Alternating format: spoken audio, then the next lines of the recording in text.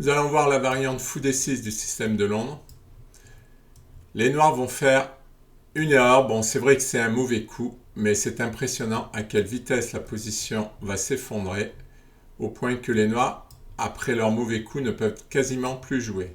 C'est assez surprenant, mais c'est vrai que la domination des cases noires des blancs est très forte. Donc, le fou vient en D6 et nous regardons la variante fou G3. Petit roc, cavalier F3, bon tout ça c'est normal, hein, dame C7. Puis on prend. Les blancs suppriment la tension au centre et se préparent à attaquer sur le roc.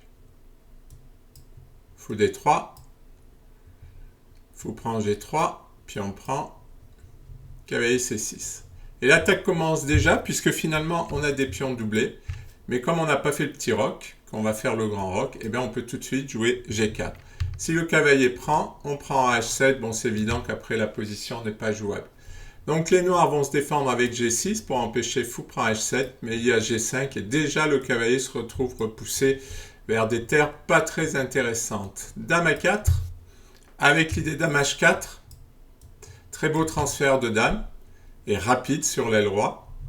Tour D8 pour éventuellement du contre-jeu sur la colonne D, et surtout permettre cavalier F8 pour défendre H7 qui va en avoir besoin. Grand roc pour faire jouer l'autre tour. Bon là c'est vrai qu'on risque d'être sur le feu de l'attaque des noirs, mais pour l'instant il ne se passe rien. Il faut juste pas laisser le temps aux noirs d'attaquer. Cavalier F8. Fou B5. L'idée c'est de supprimer ce cavalier pour avoir la case 5. La case 5 dans le système de Londres est la case du cavalier. Elle est à nous, on ne la prête pas.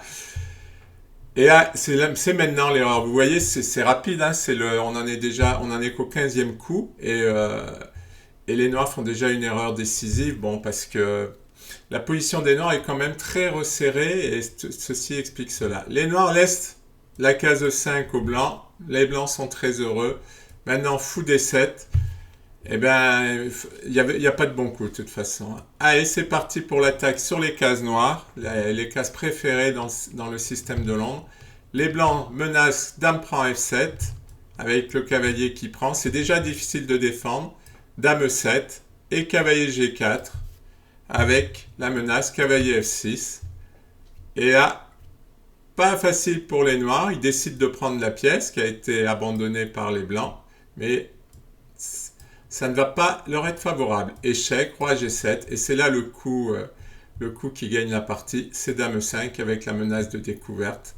Les noirs ne peuvent rien faire.